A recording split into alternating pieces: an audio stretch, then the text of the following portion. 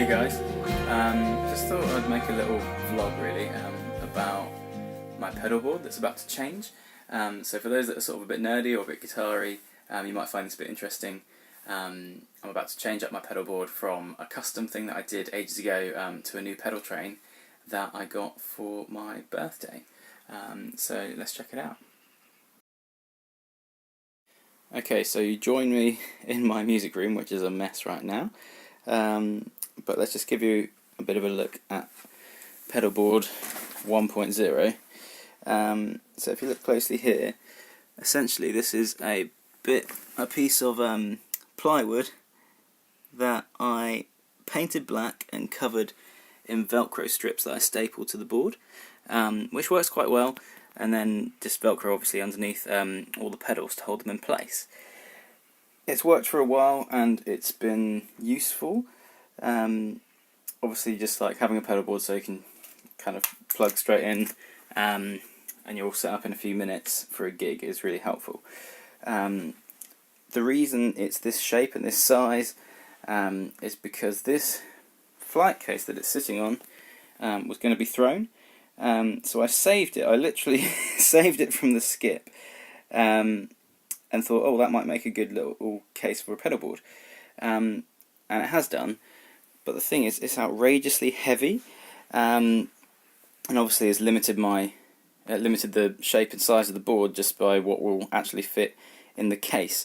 So something that I've been wanting to do for a while and now can is update this so I can have a lighter board, so I'm not lugging it to and from the car, bashing into things and stuff because it's so heavy, and also just have a bit more space. So I haven't decided yet whether I'm going to put more pedals on or just space them out more, but you know, obviously some of these I really need to get my feet to, sometimes quite quickly and urgently, like maybe a solo's coming up, or you know, a change in the song, which means I need to like hit this one for example, or hit this one, and I'm kind of, you know, this board is flat, so I'm struggling to kind of get my feet over here and not hit anything else.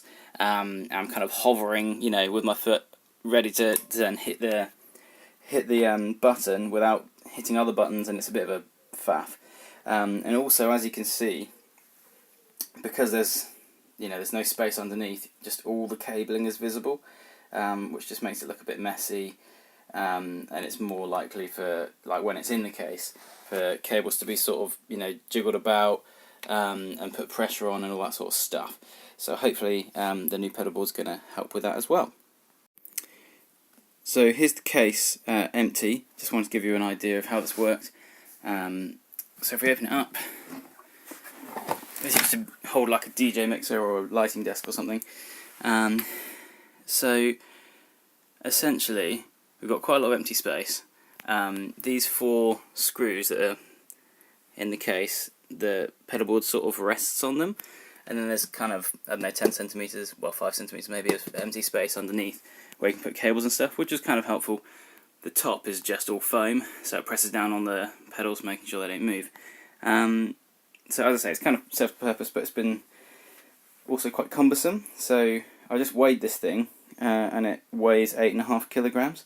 And I just weighed the Pedaltrain Novo 24, which is what I've got, and that's 3.5 kilograms. So I've saved 5 kilograms already before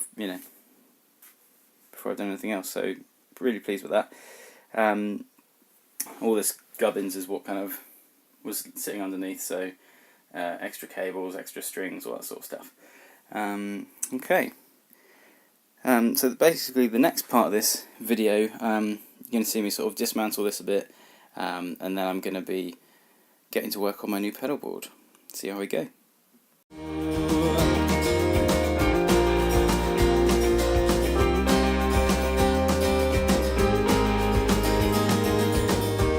But I'm aware of giving space, and I will grant myself some space too. But you're worthy of the chase, and I will try to brave the journey. Okay, top tip for anyone applying Velcro to any surface really. Before you do, just clean off the surface with a bit of IPA solvent or alcohol, essentially when you're handling this frame, you'll be applying your own finger grease, which isn't a huge deal, but it will just mean adhesion isn't quite as good. So I'm going to clean it down with a bit of alcohol and a bit of kitchen roll, and then I'll start applying my Velcro. Okay, so I've now applied the Velcro to all of the slats. Pretty pleased with the job I've done, mostly. You can see I've cut out a little bit of Velcro there to leave the screw some space so it's not causing a bump there. I've done a bit of a... Actually, you can't really see it. Some cosmetic work there because I didn't quite get to the end. You can sort of see it just to the end. Top one, a bit of frustration with the adhesive, but hopefully it'll be fine. Now to cover this with a tea towel and start playing around with pedal positions.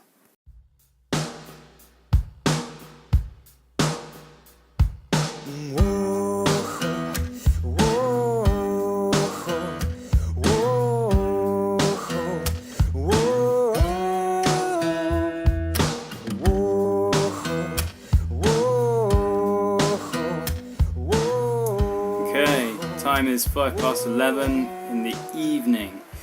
I'm working hard on this for most of the evening now. These pedals are stuck nicely to the board, which has Velcro on it, as you saw earlier, and I've also done all the patch cabling, so signal is now going throughout all the pedals. Don't be confused by this one. That's for the expression pedal, so it doesn't actually carry signal, it just carries information and commands to the M5. I'm really excited about that actually, because it's a feature I've not used on the M5 before, which means I wasn't really using a lot of the features on it, because there are, I don't know, 10 different wah pedals on it, and then of course you can just use it as an expression pedal to affect various features of other sounds, such as delay time, or effect volume, or just volume, I think, and the various other things. So quite exciting to have an expression pedal on my board, and if I get bored of using it there, I can stick it on this Triple Flashback as well. So that's exciting. Anyway, all the patch cabling done. You saw the power supply mounted underneath. Whoa. Don't know if you can see that, but there it is. I've put a couple of power cables on these things. One here, I don't know if you can see that, and one here, because it's the only sort of side mounted one I have. Well, you can't really see that, but just about. There it is. The lighting's really bad, sorry.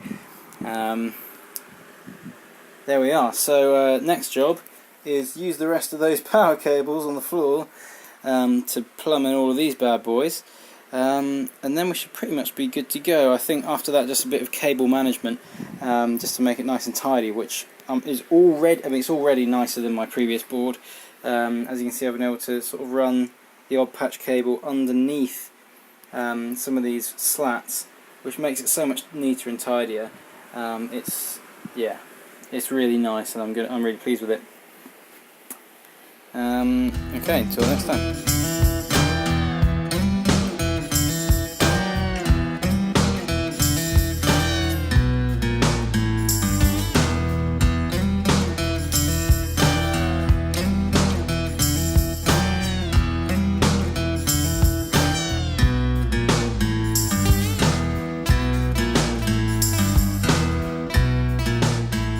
Okay, so that's all patch cables done and all power cables done, and pretty neatly, I think. Get black on black. Difficult to show up where the cables are going under, but yeah, I mean, there's a few little bits, but you can't see it much at all. So last little bit here will be to test it. Okay, so here it is. Pardon the mess in my music room office thing, whatever this room is. So we have power working. You'll also notice I'm in my pyjamas. This was a morning job before I got dressed. Power to all of the pedals. I don't know if you can see that light there coming in and out. Yeah. Line 6 has power. Ooh, that's not liking it on the camera, but anyway, that is working. Flashback, and this chap here. So very pleased with this, all working first time, which I'm very pleased about. So there you go, here's my new pedal board, hugely pleased, lighter, better, one more pedal on it than last time as well. Really pleased, and also just ergonomically so much nicer. So obviously it's got the slant on it, whereas my previous pedal board was just flat, which means hitting these ones on the second row so much easier. And I've been able to position them as well, so I've got good access to the line 6, for example. If I do a tap tempo, which is this one here, then I can hit that without hitting any other pedals. So that's why that's positioned with a nice gap between that and the ultimate drive underneath. Yeah, no issue with the Big Muff, just because it's such a massive pedal, you're not going to hit anything else when you're trying to hit that. I've managed to put the expression pedal on the side, so if I do need to do all this, you know, the kind of wah-wah thing or whatever, then I'm nowhere near any other pedals, so again, nice and comfortable, not going to be any issues. My wife asked the question, why has that last pedal got so much space? Really just because I wanted to shunt the line 6 as far across to the right as possible, again for that tap tempo thing, so it does make my Boss digital reverb just look a little bit lonely, but that's the way it's worked best. So yeah, really nice, really neat and tidy. Shouldn't really have to, you know, do anything in terms of maintenance because everything's clamped down, cable tied. Really pleased. So thank you so much, Rose, for the birthday money which made this possible. Really excited. Thank you so much.